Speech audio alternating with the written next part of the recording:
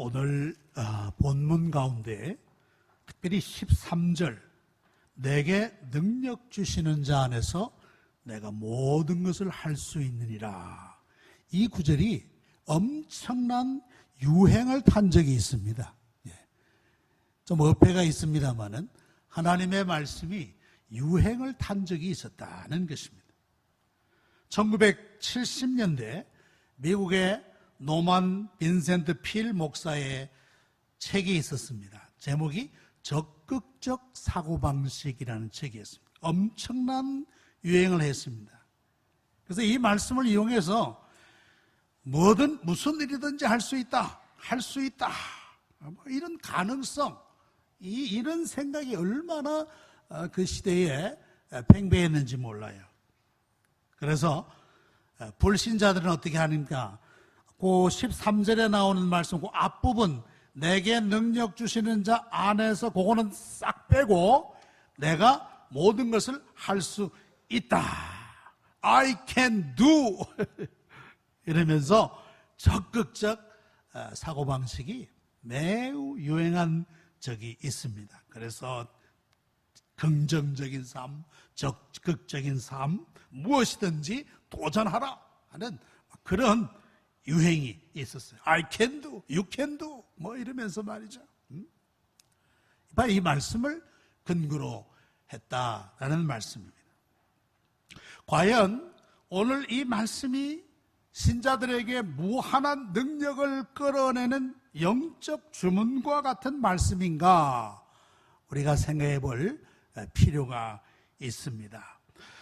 계속해서 빌립보서에 나오는 여러 말씀을 전하면서 바울이 지금 감옥에서 이 편지를 쓰고 있다고 그랬습니다. 바울은 일종의 양심수죠. 양심수. 무슨 폭력을 휘두르거나 무슨 사기를 치거나 그런 죄인이 아니에요.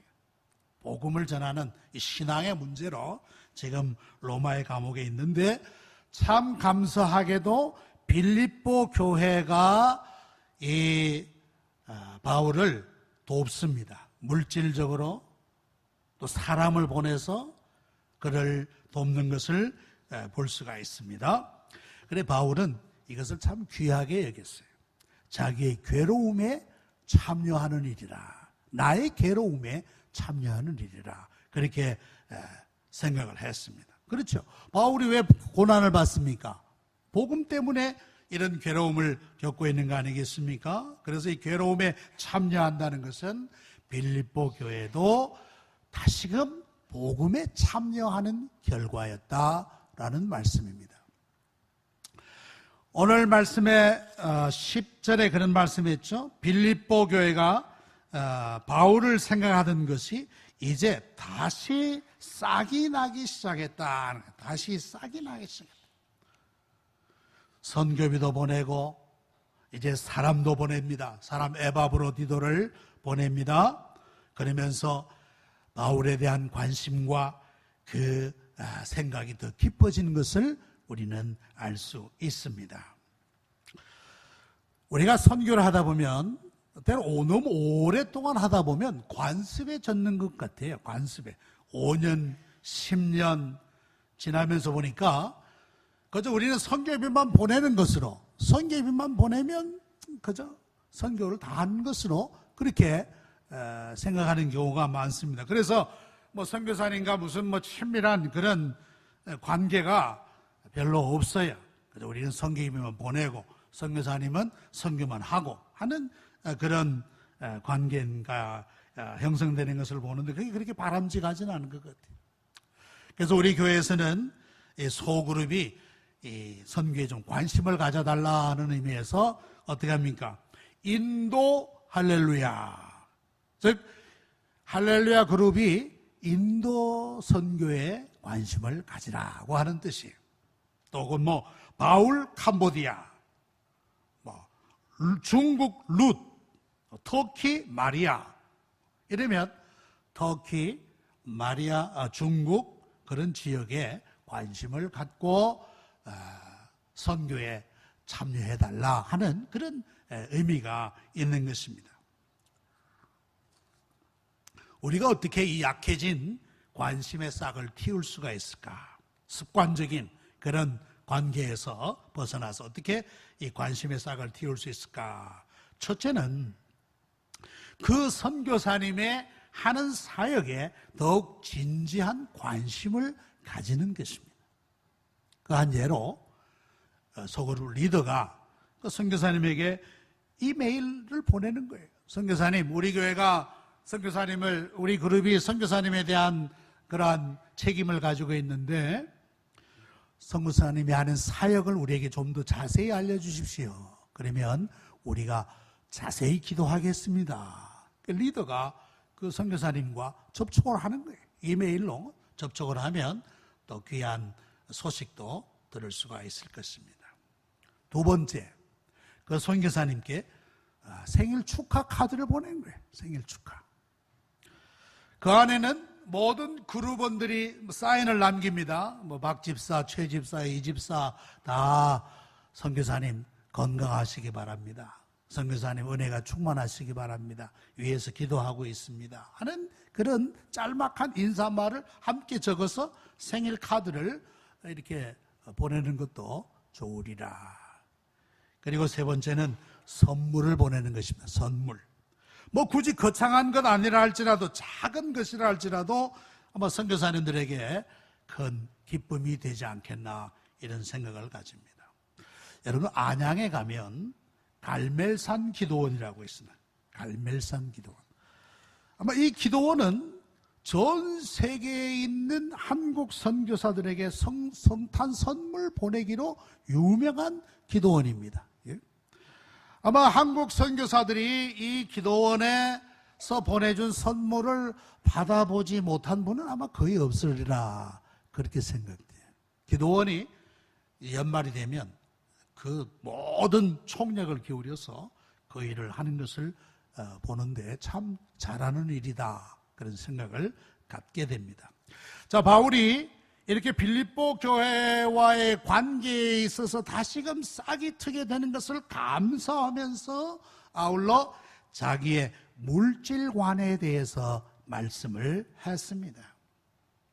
가끔 어떤 선교사님들은 말이죠, 선교 편지를 보내면서 계속 자기 프로젝트에 대한 물질을 이렇게 강조하는 걸 볼 수 있어요.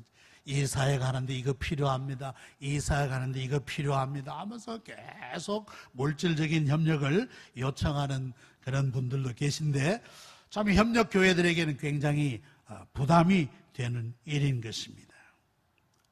여기 사도 바울이 말씀하고 있습니다.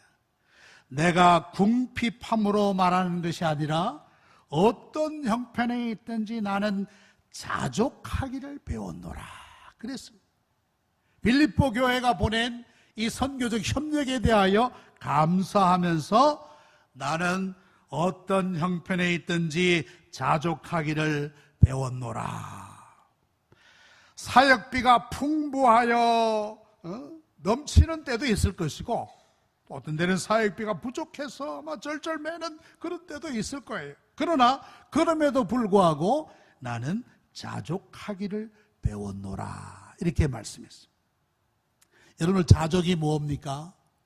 스스로 주어진 상태에서 만족하는 것입니다. 만족하는.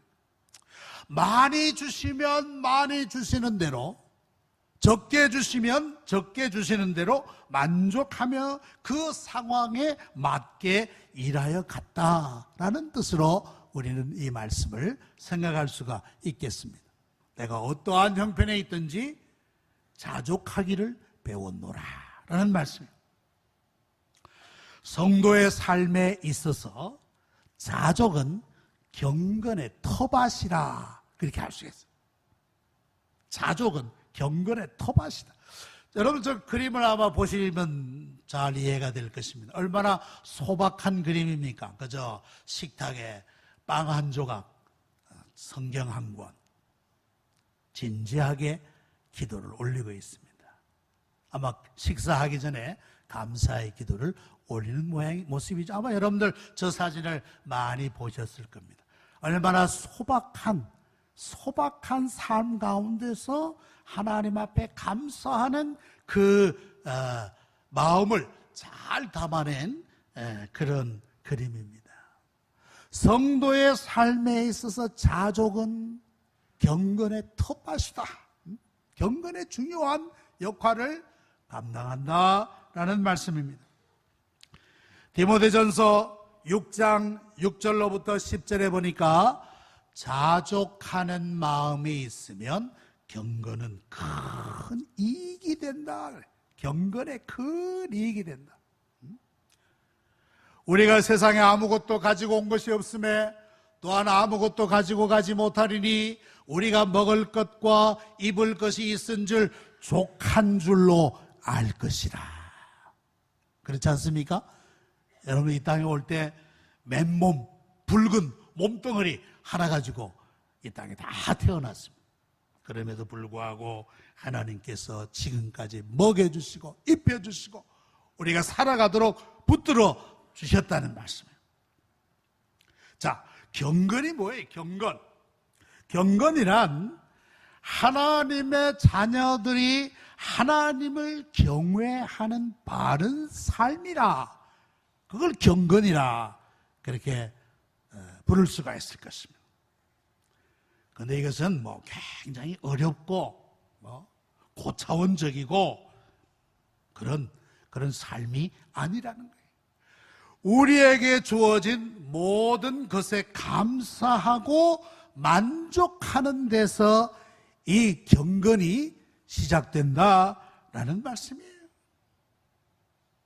사람들이 때로는 과도한 욕심에 사로잡혀 살 때가 있습니다. 여러분 한때 우리 사회에 이런 인사말 있지 않습니까? 부자 되세요. 그게 인사말이었어. 부자 되세요.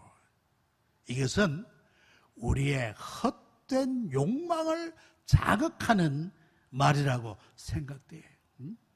헛된 욕심에 우리를 사로잡히게 한다는 말씀입니다. 이것은 매우 위험한 생각이다. 그렇게 생각되어집니다. 성경은 그래서 우리에게 그런 문제에 대하여 아주 경고를 하고 있습니다.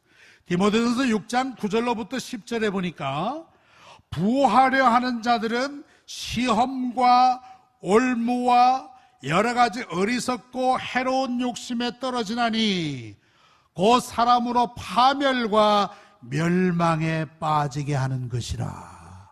그렇게 말씀했어요. 여러분 뒷부분은 여러분들이 한번 읽어주시기 바랍니다. 시작.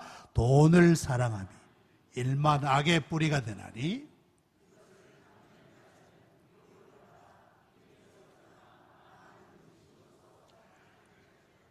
아멘.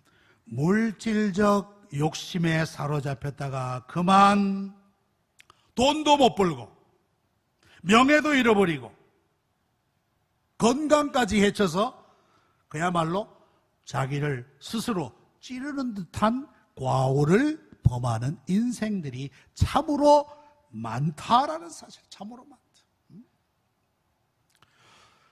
그러나 사도 바울은 말씀했습니다. 나는 어떤 형편에 처하든지 자족하기를 배웠노라. 그런 말씀입니다. 그런데 이 자족의 신앙은 저절로 생기는 것이 아니라는 사실이에요. 이 자족의 신앙은 신앙생활 오래 한다고, 교회 오랫동안 나온다고 저절로 깨달아지는 것이 아니라는 사실이에요. 바울은 분명히 말씀했습니다. 나는 자족하기를 배웠노라. 많은 시행착오를 통하여 직접 습득하였다라는 뜻으로 우리가 볼 수 있을 것입니다. 이것은 뭡니까? 노력해야 된다. 자기의 욕심을 줄이도록 힘써야 한다는 사실입니다. 노력하고 기도하고 하나님, 제가 물질의 포로가 되지 않게 하시고 도리어 물질을 지배하며 살게 하여 주옵소서.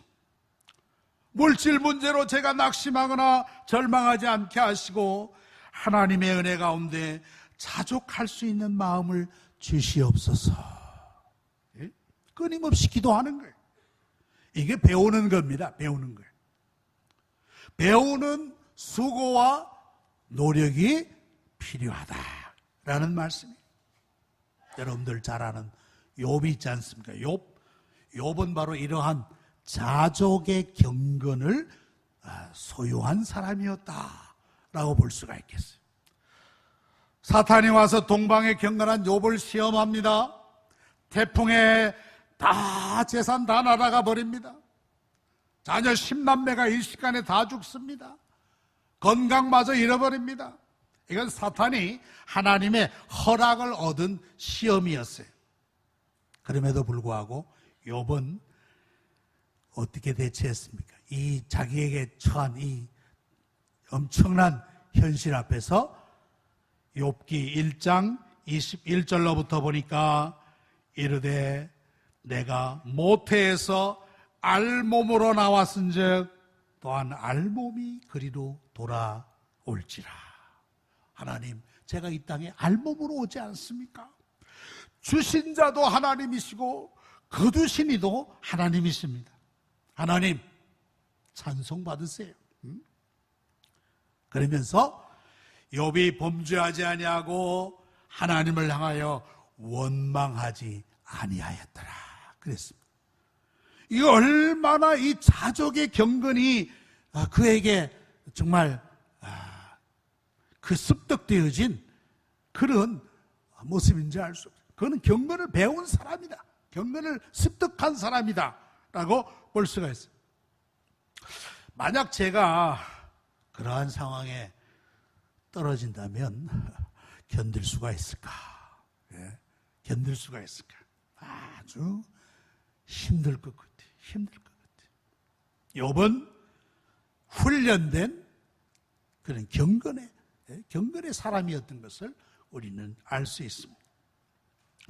아굴의 자문에도 보면 이런 자족의 삶을 말씀하고 있는 것을 볼 수 있습니다. 잠언 30장 7절로부터 9절에 보니까 내가 두 가지 일을 주께 구하였사오니 내가 죽기 전에 내게 거절하지 마옵소서. 내가 하나님 앞에 두 가지 일을 구하겠다는 거예요. 첫째는 헛된 것과 거짓말을 내게서 멀리하고 나로 하여금 진실하게 살게 해달라는 거예요. 진실된 삶을 살게 해달라요. 두 번째, 나를 가난하게도 마옵시고 나를 부하게도 마옵시고 필요한 양식으로 나를 먹여 주옵소서 그랬어요. 필요한 양식, 필요한 것들로 저에게 허락해 달라는 말씀입니다. 혹 내가 배불러서 하나님을 모른다 하오며 내가 가난하여 도둑질하고 내 하나님의 이름을 욕되게 할까 두려워함이니이다. 내가 너무 배가 불러가지고 하나님이 어디 있냐 하는 일은 오만한 자리에 떨어질까 염려스럽고 내가 너무 가난해서 도둑질에 하나님의 이름에 욕돌림 받을까 두려우니까 하나님 나에게 필요한 것을 주세요. 이 아굴도 분명한 자족의 삶을 그는 알고 있었다라고 말씀할 수 있을 것입니다. 바울이 활동하던 그 당시에 바울이 사역하던 그 헬라 사회에서는 물론 여러분들 잘 아시다시피 철학이 매우 발달했습니다.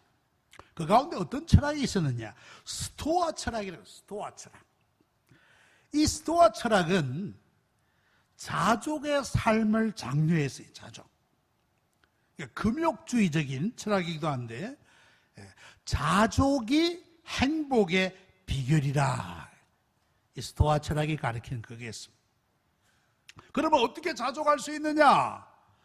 욕망을 제거하라는 게 욕망을 제거. 욕심을 제거하라는 게 욕심 부리며 살지 말라는 거예요. 그러면 자족할 수 있을 것이고 그러면 행복할 수 있다. 이게 이 스토아 철학을 하는 사람들의 주장이었어요. 소크라테스에게 어떤 사람이 물었습니다. 선생님, 누가 제일 부유합니까? 어떤 사람이 제일 부유한 사람입니까? 그렇게 물으니까 이 소크라테스가 그렇게 말했대요. 가장 적은 것으로 만족하는 자다. 자족이야말로 자연의 부이기 때문이다. 자족한 사람은 자연의 모든 부를 소유한 사람과 같다라는 말이에요. 여러분, 이 스토아 철학을 가만히 생각해 보면 맞죠? 맞는 말입니다. 하나도 틀림이 없는 말입니다. 그걸 누가 모르겠습니까? 욕심을 줄이면 자족할 수 있지요. 그러나 과연 우리 안에 그것을 실천할 만한 힘이 있느냐? 힘이 있느냐? 그러고 보면 철학은 인간의 문제를 설명할 수는 있지만 해결하기는 어렵다는 사실이에요. 인간의 상황을, 욕망을, 자족을 설명을 할 수 있지만은 해결하기는 어렵다는 거예요. 우리의 현실을 구원하기는 어렵다는 사실이에요. 바울은 자기가 어떠한 형편에 있든지 나는 자족하기를 배웠노라, 그렇게 말씀했습니다. 자, 우리가 진정한 자족의 삶을 누리려면 어떻게 해야 될까? 어떻게 해야 될까? 첫째는 모든 것이 하나님께 속해 있다는 것을 기억해야 합니다. 나의 건강과 나의 물질과 나의 시간과 나의 재능과 나의 지능과 기술, 나의 가족, 자녀, 이 모든 것 다 하나님께 속해 있는데 하나님이 나에게 일시적으로 맡겨주신 선물이라 하는 사람, 선물이라. 이런 생각을 가져야 돼. 이건 내 거다. 내가 애써서 벌었기 때문에 이건 내 것이다 라는 것이 아니라 궁극적으로 하나님이 하나님께 속해 있는 것인데 나에게 맡겨주신 것이다. 원주인은 하나님이시다 라는 것을 기억하는 거예요. 기억하는. 거기서 시작되는 거예요. 진정한 자족은 거기서부터 시작되는 것이라고 볼 수 있어요. 두 번째, 가진 것에 감사하는 것입니다. 다른 사람이 가진 것 탐내지 말아야 됩니다. 작은 집에 산다면 작은 집에 사는 것으로 감사해야 돼요. 15평, 20평짜리 아파트에 산다면 그것으로 감사해야지. 박집사 집은 50평이더라. 탐내서는 안 된다는 게 탐내서는. 가진 것에 감사하는 거예요. 가진 것에. 세 번째로, 가진 것을 현명하게 사용할 수 있는 지혜를 구해야 되는 거예요. 내가 소유하고 있는 것, 내가 가진 능력, 이거 어떻게 해야 더 지혜롭게 쓸 수 있을까? 그거 고민해야지. 어떻게 하면 더 늘릴 수 있을까? 그 생각보다도 이거 어떻게 사용해야 될까? 하나님이 나에게 주신 시간과 건강과 재능을 주셨는데 이거 어떻게 사용해야 될까? 여러분, 그런 문제에 있어서 두 가지 전제를 갖는 게 유익할 줄로 압니다. 첫째는 하나님의 영광을 위해서 내가 어떻게 해야 될까? 하나님의 영광을 먼저 생각하고, 두 번째, 다른 사람의 유익을 먼저 구하는 거예요. 내게 주신 재능, 내게 주신 시간, 내게 주신 물질, 이거 가지고 내가 어떻게 그걸 지혜롭게 사용할 수 있을까?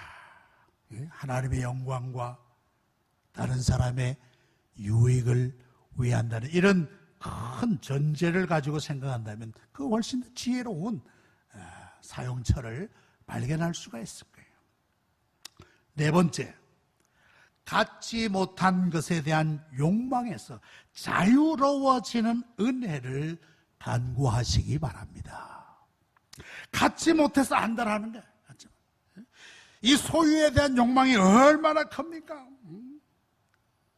요즘 집값이 그냥 천정부지를 모르고 오른다 그러는데, 아마 이런 소유에 대한 욕망, 이런 것들이 우리 사회에 아주 깊은 곳에서 작동하고 있다, 그렇게 생각되지.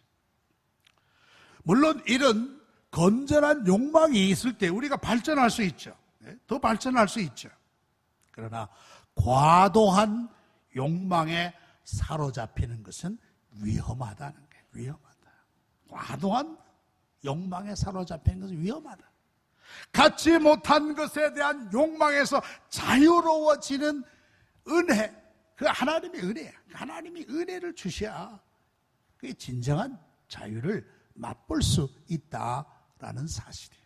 다섯 번째는 필요한 것을 채우시는 하나님을 믿어야 한다는 사실이에요. 공중에 나는 새와 들의 백합화를 먹이시고 입히시는 하나님, 그 하나님이 나의 아버지 되시니 나의 모든 필요를 채워주실 것이다. 그 하나님을 믿는 데서 진정한 자족의 삶을 발견할 수가 있다라는 사실입니다. 그래서 사도 바울이 이렇게 말하는 거예요. 오늘 12절의 말씀에 나는 비천에 처할 줄도 알고 풍부에 처할 줄도 안다.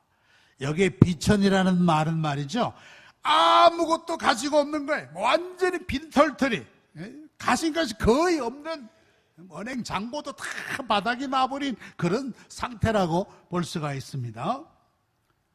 나는 비천에 처할 줄도 알고, 또 반면에 풍부에 처할 줄도 안다. 풍부에, 이 풍부라는 말은 말이죠, 흘러 넘친다.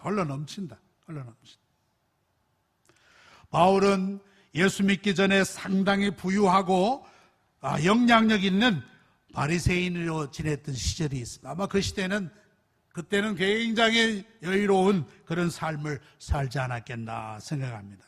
여러분들, 사람이 부유하면 주색에 빠지기 쉬워요. 이게 문제예요. 사람이 부유하면, 모든 것이 풍부하고 넘치면 자연히 관심이 주색에 빠진단 말이에요. 바울은 그런 상태에도 바른 처신을 하였다. 내가 풍부해도 처할 줄 안다. 자족의 비결에 대해서 일체의 비결을 배웠노라. 일체의 비결, 이 비결이라는 말은 비밀이란 말이야. 비밀. 내가 그 비밀을 깨달아 알았노라 하는 말씀이에요. 아까 제가 헬라 그 시대의 스토아주의자들이 얘기했죠. 스토아 철학은 뭡니까? 자기 절제, 욕망을 절제하는 거예요. 스스로 자기 절제. 그래야 행복에 이룰 수 있다. 그래서 이것은, 이 스토아주의자들은 자기 자신의 능력을 통하여 자급자족이다. 자급자족. 자신의 능력을 통해서 자족한 삶을 누리겠다라는 말씀이에요. 그러나 바울은 어떻습니까? 하나님이 주시는, 하나님의 능력 주시는 자 안에서라는 전제가 들어가는 것을 볼 수 있어요. 스토아 철학을 주장하는 사람들은 자급자족이라고 하면 바울의 이 경건에 입각한 이 자족은 신급자족이라. 예? 신급자족, 즉 하나님이 공급하시는 그 힘으로 말미암아 자족함을 누릴 수가 있다라는 말씀이에요. 여러분들 새 시중에 놔두는 많은 자기 개발서들을 가만히 보십시오. 적극적인 사고방식, 무한한 긍정적인 삶, 그런 능력이 어디서 나오느냐? 여러분 안에 그 능력이 있다. 자기 개발서들 보면 거의 그렇습니다. 당신 안에 그런 능력이 있다. 그걸 개발하는 게, 그걸 자꾸 캐내라는 거예요. 그러나 그런 능력은 한계가 있습니다. 한계가 있어. 얼마나 갈 수 있겠죠. 쉬 지치고 포기하고. 바울의 자족은 하나님이 공급하시는 능력 안에서, 그러니까 신급자족이라 하나님이 공급하시는 능력 안에서 이루어지는 자족이다. 그렇게 말씀할 수 있는 것입니다. 그러면 우리는 우리의 삶에 있어서 늘 주님과 밀접히 연합되어 있는 이 삶이 얼마나 중요한가. 주님과 밀접히 연합되어 동행하는 삶을 사는 자는 그 주님이 주시는 능력으로 말미암아 이런 삶을 살 수 있다. 그런 의미에서 오늘 13절 내게 능력 주시는 자 안에서 내가 모든 걸 할 수 있다라는 그런 주장의 말씀이에요. 말씀을 맺겠습니다. 우리가 사는 시대가 이 물질 만능 시대가 되어가지고 말이죠. 얼마나 이 물질이 그 한 사람의 전부를 좌우하는지 모릅니다. 그래서 있는 사람과 없는 사람의 차이가 점점 더 심하게 벌어지는 그런 현실을 볼 수 있습니다. 그래서 사람들이 더 물질에 집착하는 것 같아요. 집착하는 것. 그러나 성도는 다르다. 성도는 다르다. 성도는 자족하기를 배워가는 경건의 학생이라. 그렇게 생각합니다. 자족하기를 배워가는 경건의 학생, 혹은 신앙의 학생이라. 그래서 가난과 풍부에도 일체의 비밀을 가지고 승리할 수 있는 능력이 우리 주님으로부터 공급받는 사람이라. 그렇게 생각할 수가 있습니다. 사랑하는 성도들이여, 내가 가난하든지 부유하든지 주님의 주시는 능력 안에서 내가 넉넉히 승리할 수 있다는 이 일체의 비결을 깨달으시고 배워가시는 성도들이 되시기를 축원합니다. 기도합시다. 거룩하시고 은혜로우신 하나님 아버지, 우리가 때로 믿는다고 하면서도 물질의 현혹이 되어 하나님을 신뢰하지 못할 때가 많이 있었습니다. 자연 만물에 드러나는 하나님의 솜씨와 돌봄을 믿게 하시고 우리들도 염려하는 대신 하나님을 더욱 신뢰하게 하여 주시옵소서. 우리도 가난하든지 부하든지 어떤 형편이 있다고 할지라도 자족하는 신앙을 갖게 하여 주시옵소서. 그래야 이러한 물질 만능 시대에 믿음으로 승리하며 살게 하여 주시옵소서. 예수님의 이름으로 기도하옵나이다. 아멘.